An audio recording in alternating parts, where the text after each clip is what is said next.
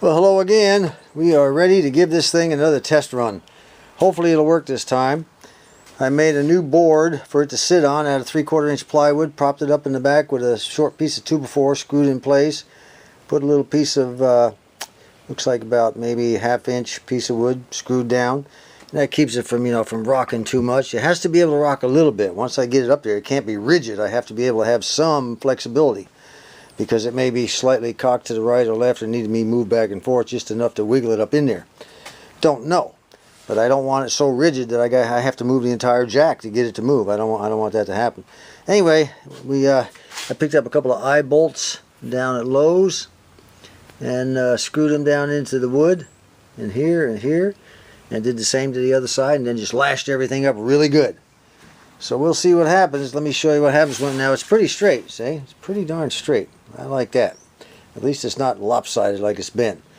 Let's go ahead and jack it up. Make sure I got her locked. Let's see what she does when she jacks up. Let me back up here a little bit. Alright, she's holding steady all the way up. Okay, that's what I'm talking about. That's what I need, okay? I don't have to worry too much about it falling over. But the front eye bolt, I just lashed around the back to the other side to kind of hold it in that direction. The two rear eye bolts, I just went across the top and underneath a couple of times to hold the tail, the neck down. So I don't know. We'll see what happens. By the way, before we go in under there, I want to make a comment about everybody who left a comment to the last video. That was real good of you. I appreciated everybody's comments. Some of you had some ideas. A couple of guys said, I've heard this a couple of times, why don't I get my grandsons over here to help me? First of all, they don't know a thing about cars. Secondly, they have lives of their own. Thirdly, where's the fun in that? I'm trying to figure out how to do this myself. I don't like to rely on people too much. Just the way I was raised. Take care of your own, your own self and your own problems, and that sort of thing. It's just the way it is with me. So if they'd have to leave their house to come over here, and then I don't know, I don't want any of them maybe possibly get injured, that sort of thing. So that's why I don't call on a lot of people too much. Small things, yeah, if I need a little something small, like Joe the welder helped me out, but even then I got to pay him a couple of pies to get that done. So he likes his pie. By the way, on the 18th of this month we'll be having another get-together with the maintenance guys, a nice dinner. It'll be the day before Good Friday, and we'll be having another dinner set up. And they told me this time I didn't have to bring anything. I just got to show up with my body. Then they did a caveat on the end. They said as long as you bring 2 loaves of homemade bread and a strawberry and lingonberry cobbler. I said, okay, I can do that. They said, we'll take care of all the rest. I said, well, I appreciate that.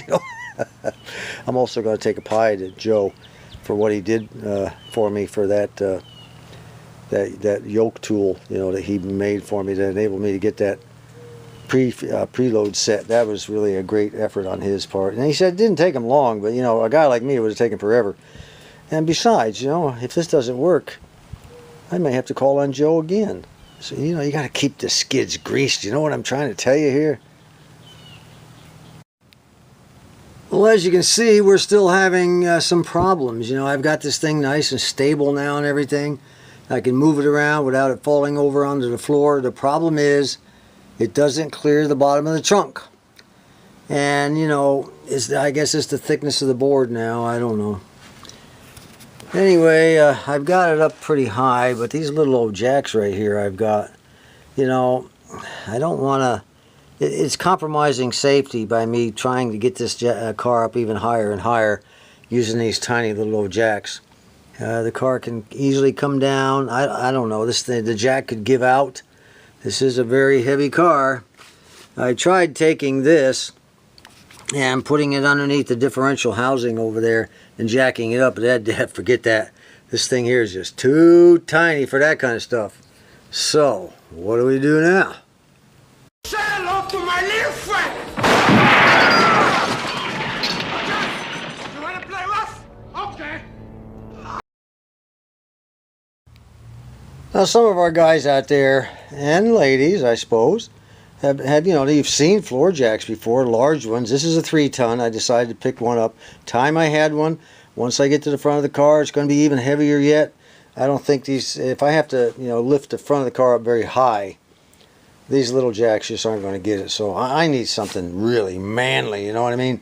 You know, toxic masculinity kind of thing, you know? Anyway, the way these things work, now this is 3 tons, and that's more than this car weighs. The car weighs 4,375 pounds or something like that, and 3 tons would be 6,000 pounds. So we're good to go on that. Now the way this thing works is, for those who may not know, it comes already assembled. I got this at Walmart, of course, my favorite go-to place for things. But it comes already assembled, just like that. And these 2 pieces of pipe are separated. This is the handle, it's separated. They come in 2 different plastic sleeves. You take them apart, you slip them together, and then that thing pops out. Now on this end right here, you'll see it's got a square, you know, hole. Down in there, you'll see there's a square thing that it fits over. Okay? Now, you stick that baby down in there like that. This is all it takes to put this together.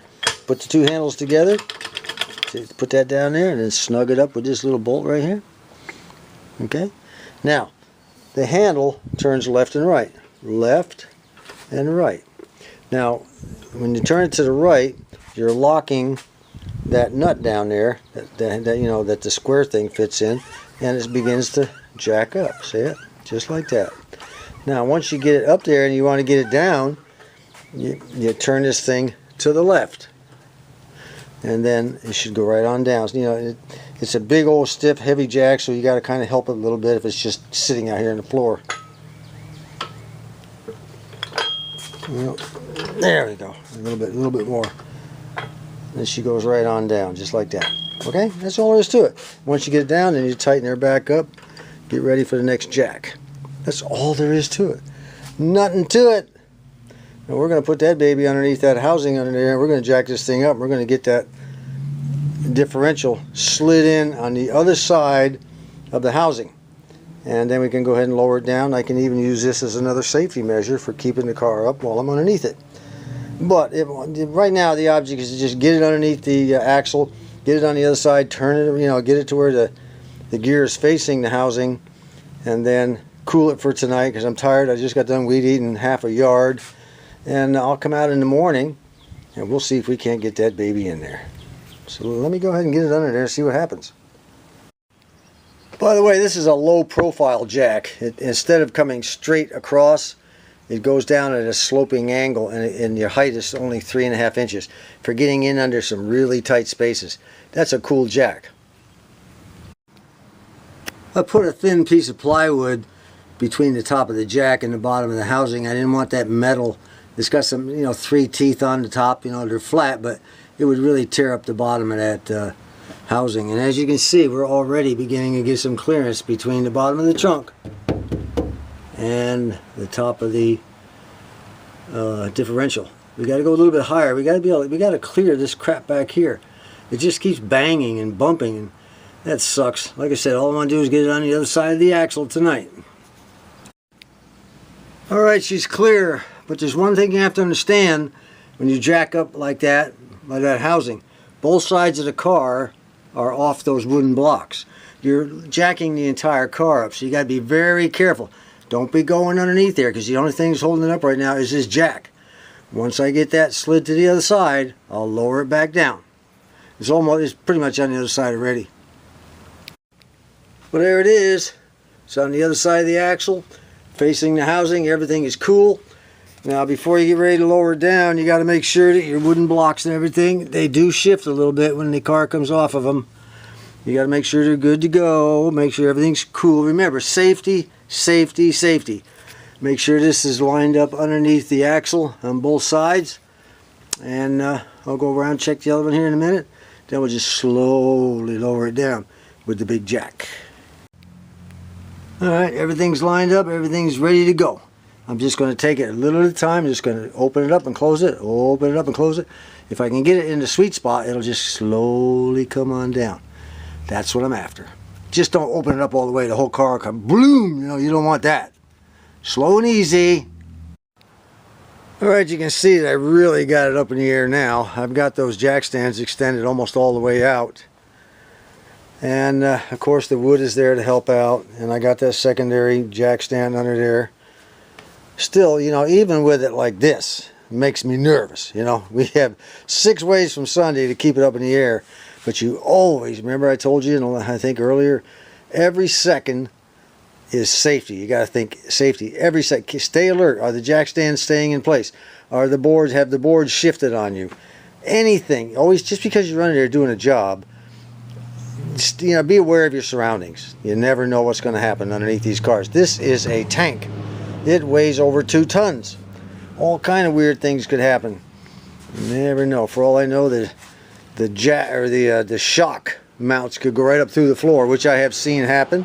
And that would lower the car down and maybe kick the jack stand out from underneath it. Oh, you got always be alert to your surroundings when you're under a car. Don't get complacent. God, don't get complacent. Safety, safety, safety. I can't stress it enough. You know, if this car ultimately falls on me and kills me, at least you can say, hey, look, you know, he did everything he could. He did his best to keep that car up in the air. But the bottom line will be, well, if I get killed underneath it, I didn't do good enough. Okay? You gotta constantly think. Don't be a robot. Think. In everything you do in life, as a matter of fact. Well, it's the next day, and then you'll notice that the differential is missing from the little jack structure that I built. Here's what happened. It is up in the housing where it belongs. That's what happened. Yes, it just sort of jumped up there all by itself. And we have the drive shaft hooked up as well. We cleaned off the caps real good that fit into the yoke. And now I haven't torqued down all the nuts. I tightened them down real tight, but I'm going to really put the torque to them tomorrow. I think it's 25 to 45 foot-pounds. I'm not sure. I got to look in the book tonight to remind myself. But that's a whole lot better seeing it up there than down on the floor, huh? And while I was at it, I went ahead and stuck in the old axles on both sides. They're in. Now tomorrow's supposed to rain almost all day, Saturday. And if it does, I'm going to come back out. I mean, I won't be able to work in the yard or anything.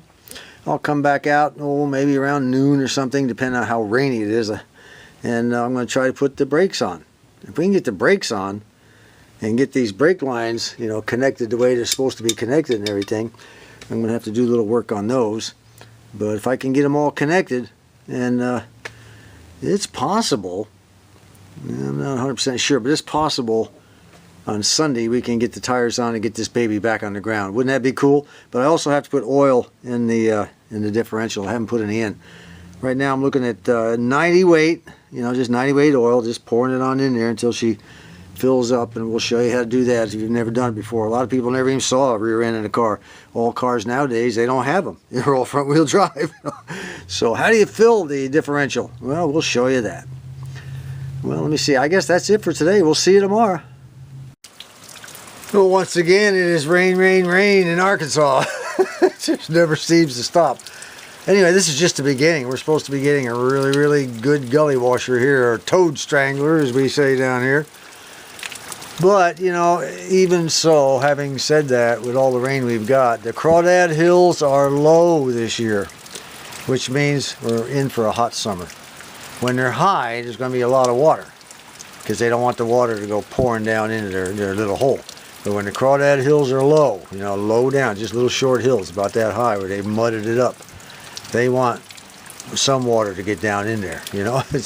With the dry season, there's not going to be that much, but they do their best to keep it low to get whatever comes their way. And we have the brakes on both sides have been reinstalled. Looks really good now, huh? And last but not least, I have the drums mounted on temporarily. I still have to adjust the brakes. I've got to hook up the brake lines, and then I have to go in there and check every single bolt for torque, make sure everything looks good. And in the next video, we will lower this. We'll put the tires on in the next video, and we will lower this car back down off of everything that's been keeping it up in the air all this time. That's going to be a great day for me, because that's when we get to move to the front of the car. By the way, there's still more work to do back here. This bumper, you know, if that's what you want. Let me open this door. Maybe I think the rain might have slowed down a little bit. Maybe we can get some light in here. Yeah, she slowed down a little bit. That's good. It's going to rain some more though. But anyway, there's still more to do back here. I have a gasket I need to put all the way across here, which I have. This bumper, if that's what you want to call it, it's got to come off. It's more of a decorative piece as far as I'm concerned. There's a whole bunch of crud and crap down under there that all has to be cleaned out. It's all the way across. It's collected over the years. We're going to remove the taillight lenses, but we're not going to do that right away. You know, none of this is going to be done right away. It'll be done before we take the car for a drive. I'm not going to have broken taillights and things. Last thing I need is some local cop stopping me. I've lived here, what, 30-some years now, and never once been stopped by a police officer. When I worked at the sheriff's department, we had guys who were stopped 100 times a week. I never could figure that out. Anyway, we'll be moving to the front. We're going to put on the fuel pump. We're going to jack the front up, of course. We're going to put on the fuel pump. The tires got to come off. The rims got to be cleaned and painted and all that stuff. The tires have to go down to Walmart and be removed from the rim and the new tires put on. And I have the new tires right here. We're going to get all that done. But everything from here on out is pretty simple compared to what we had to go through on this. But I do have a problem with the brake lines leading up to the master cylinder. That I will tell you, we'll be messing with them later too. So that's what's on the agenda in the next video. So until next time, this is John.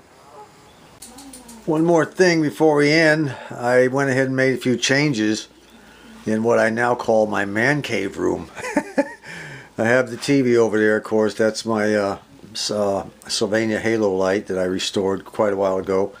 I can't remember how many videos it took to do that. And I dragged in my very first radio that I ever bought. I think it was my very first antique radio. It was a floor model. And I bought it, I think it was 1987. It was in Petersburg, Virginia. I did a video on this once. But I'll go ahead and plug it in. I leave it unplugged during the day when I'm not using it, but at night I bring my little dog Buddy in here and we sit in this chair and I prop my feet up on my little old hassock here and we put an old-time radio show in the cassette deck and we run it out and have it come out our radio. I'll show you how that's done here in a second. Alright, the first thing we do is we go ahead and come over and turn on the old radio so it'll warm up a little bit. I love that glow at night while I'm watching the, or while I'm listening. I'm watching it actually in my mind, the old-time radio shows. That's what I got this radio for initially. When I first got it, I hooked it up to a tape player that I had. I hooked it into the back and played those old shows. I used to love them. God, I still do, as a matter of fact. I got a little bit of a collection going here, and I ordered another one on eBay the other day. Then I just go ahead and turn on the tape player. And then Buddy and I, we sit here. He'll come up here in a second. And then he'll sit in my lap. And we'll turn out this light. We'll just go ahead and listen to a show. I think I've got Pat Novak for Hire is the tape I have in there right now. And for those that don't know, Pat Novak, for the first year, I think it was what, 1946 and 1947, the star, believe it or not, was Jack Webb. And he was the first one. I'm not sure who did it after that, though. Well, let's see if I can fire it up here. Waterfront in San Francisco. There we go. Because around here, a set of morals won't cause any more stir than Mother's Day in an orphanage. Now we can go ahead and shut it off. Good, but that's the way it is. And it wouldn't do We just, the old Buddy and I, we just sit in here and listen to shows every night. We just love it. Wood alcohol. All you can do is try to make the books balance, and the easiest way to do that is keep one hand on your billfold and the other hand on somebody else's.